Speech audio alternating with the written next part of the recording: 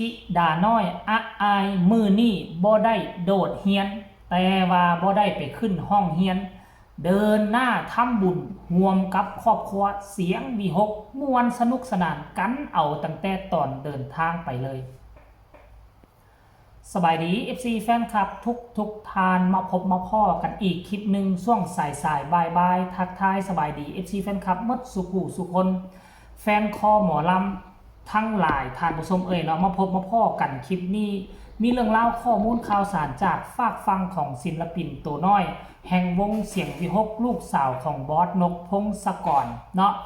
มื้อนี้เป็นมื้อวันจันทร์เป็นมื้อทำอิฐของการทำงานของภัยหลายๆคนเป็นมื้อที่น้องๆนักเรียนควรจะไปโรงเรียนแต่ว่ามื้อนี้เป็นเลิกงามยามดีพอจากได้ลาคุณครูอยู่ทางโรงเรียนเป็นที่เรียบร้อยแล้วบางคนก็จะดึงออกมาเป็นประเด็นดราม่าบ่ให้ลูกไปโรงเรียนนู่นนี่นั่นมันบ่แม่นเด้อทุกคนเนาะเศร้ามื้อนี้ปรากฏว่าเห็นคลิปนึงเนาะทั้งเพจนึงของเพจแม่แต่งนี่แหละย่าแต่งเป็นคนถ่ายอยู่ในรถทั้งมิลินแล้วก็น้องอาอาย2คนบ่ได้ไปโรงเรียนเนาะครอบครูบาอาจารย์ลาพักคักแน่ซึ่งผู้รักผู้ใหญ่อยากจะพาลูกหลานไปสืบสานประเพณีวัฒนธรรมการทำบุญเนาะของวงเสียงวีหกปิดฤดูกาลมาแล้วก็มุ่งหน้าหางานต่อแล้วก็มุ่งหน้าเฮ็ดบุญไปเคี่ยมคูกันนำสุดก่อนนั่นอาอายบ่ได้ลาพักเฮียนมาร่วมกับพ่อจ๋าเด้เพราะว่าอาอายค่าสอบแต่ว่ามื้อนี้เป็นมื้อวันจันทร์อาอายคงจะบ่มีการสอบพ่อจ๋าก็เลยลาให้โอ้ยเดินทางไปสนุกสนานในวัย13ปีน้องสาวมิลินก็น่าจะ10ปีพากันไปฮอดวัดฮอดว่าพวกเจ้าเอ้ยอาอายนี่น่ะสุดยอดไปเป็นผู้ช่วยครัวได้เลยไปอยู่กับทุกแผนกได้หั่นผักมี4ใบกะเกี่ยมนู่นนั่นเพราะว่าเสียงวิหกน่าจะเป็นเจ้าภาพหลักอีกแล้วเนาะเสียงวิหกเป็นเจ้าภาพหลักโอ้อาอายกับซ้ำกับเจ้าภาพหลักถึงแม้ว่าอายุน้อยแต่การช่วยเวียกช่วยการช่วยงานในงานครั้งนี้นี่บ่ขาดตกบกพร่องคืออาอายเฮ็ดได้ดีผู้ใหญ่เฮ็ดแนวใดได้อาอายก็เฮ็ดได้คือกันทั้งมิลินทั้งอาอาย2คนนี่โอ้ยอนาคตของเสียงวิหกชัดๆเลยท่านผู้ชมเอ้ย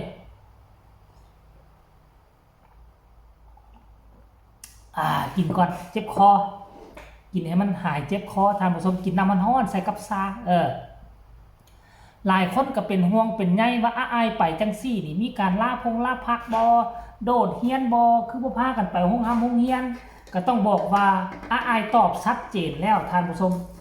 อายตอบชัดเจนอยู่ในคลิปนี่แหละว่าได้เขียนใบลาพักบ่ว่าได้ลาโรงเรียนบ่ให้ไปฟังจากปากว่าอายสิตอบว่าจังได๋ทุกคนเชิญฟังเลยขาพอคือขาง้วนหันมาเบิ่งสองหญิงนาคือกันมาเบิ่งใส่ขนาดเพราะว่ามันเฟดกูแล้วคนข้าวเสร็จแล้วกินใหญ่ก็น้องมองเต็มคือกันเนี่ยนอนแก้วคนน่ะมีขนาดคือดังแม่ดังมันตื่นขึ้นแล้วก็หิวตัวบาดคุณหนังเห็ดเพิงผมทีหนึ่งพ่อบ้านน้ำคนยังคือให้เงินเต็งลูกขาพอคือขาง้วนหันมาเบิ่งชมได้จ้าโอ้นักเรียนนี้เรียนมื้อนี้มาเฮ็ดลงทานล่าคู่ไปล่ะพอละให้กูได้ล่าให้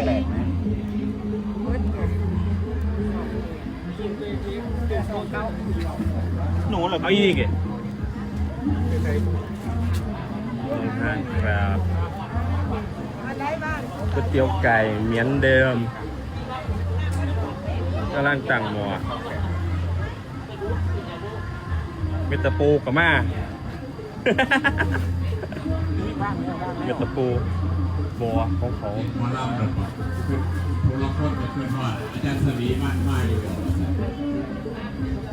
ซื้อวัดอย่างแม่ วัดโนนสวรรค์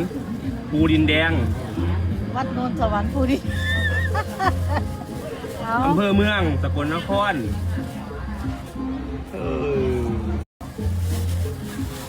ท่านพ่อเลยก็ที่เอิญวัดหลวงปู่ผู้พานอันนี้ได้ป่ะดิ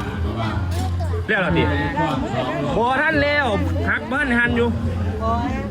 ปีเลย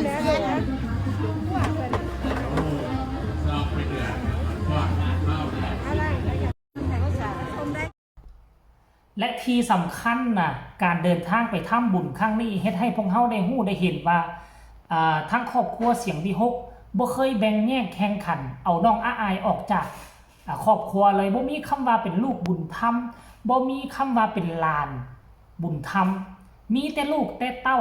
และซ้ำบ่นำนะอาอายกับมิลินน่ะคือกันมือนี่ใส่สุดเดียวกันเลยใส่เสื้อแบบเดียวกันสีเดียวกันไปนั่งเฮี้ยงกันอยู่ในรถน่ะจนเฮ็ดให้ญาแต่งเราอึ้งเลยบ่คิดบ่ฝันว่าคือกันทั้งรูปหางมะขามข้อเดียวบ่สูงบ่ต่ำบ่ยาวบ่สูงบ่ยาวต่ำคอล้ออยู่อ้ายให้กันหันหลังมาทั้งมิลินทั้งอ้ายและใส่เสื้อตัวสีเดียวกันนะโมดเดียวกันนะ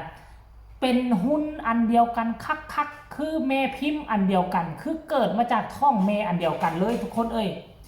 ซ้ำบ่นำบอกให้หันหน้ามาน่ะดังกะแมบกองแมบแล้วนี่กองเข้าไปอายก็หน้าตาก็อุ้งปุ้งคือกันต่างแต่น้อยเดียวคือมิลินเนาะมิลินสีขาวกว่าอายน้อยนึงความขาวของมิลินนี่น่ะมิลินขาวกว่าอายจะแล่จะดำกว่าเพราะว่าเนี่ยอายนี่เป็นรุ่นเอื้อยเกิดมาก่อนตากแดดก่อนมิลินผิวก็เลยค่ำก็เลยดำกว่ามิลินเป็นเรื่องธรรมดาขั้นท่าก่อนแล้วนี่ว่าไปมองที่คนบ่ฮู้เอามิลินกับอายไปยืนน้ำกันแนวได้เขาก็เป็นเอื้อยน้องกัน100%บ่มีไผว่าบ่แม่นเอื้อยเป็นน้องกันเพราะหน้าตาหู้หางมันอันเดียวกันต้อยแม้กระทั่งญาแต่งเพิ่นก็ยังว่าแปดบ่ได้เกิดในท้องแม่เดียวกันแต่ดันมาคือกันทุกสิ่งทุกอย่างตอนบอสนกพงศกรเอาอายมาน่ะก็นี่แหละก็หน้าตาคือมิลินนี่แหละจึงเอามาน่ะแบบทอดแบบมาเป๊ะฉะนั้นบอสนกพงศกรก็เลยว่าคนนี้ต้องเป็นลูกค่อยแหละต้องเป็นคนในครอบครัวค่อยแหละแต่ชาติต่างก่อนแต่ว่าชาตินี้ไปเกิดอยู่พิษมองพิธีก็เลยตัดสินใจเอามาเลี้ยงดูขนาดท่านผู้ชมอันนี้คือเรื่องเล่าดีๆการเคลื่อนไหวของอาอายสกุลนพรลูกสาวของบอสนกพงศกรมื้อนี้บ่ได้ไปห้ามไปเฮียนเด้อเพิ่นพากันไปทำบุญไปเฮียนสืบสานประเพณีวัฒนธรรมทนุบำรุงพระพุทธศาสนาผู้ใหญ่พาเฮ็ดพาทำอาอายก็เป็นรุ่นลูกรุ่นหลานสืบทอดที่ดีไปเฮ็ดไปคุกคีอยู่ข้าเจ้าพาเฮ็ดแล้วใดก็เฮ็ดตามกันเดี๋ยวอนาคตภายภาคหน้าก็จะเป็นคนดีคนหนึ่งของสังคมแน่นอนท่านผู้ชมสำหรับคลิปนี้ก็ขอฝากฟังเอาไว้ซ้ำนี้อีกคลิปกันแล้วกันเด้อทุกคนเศร้าๆมื้อนี้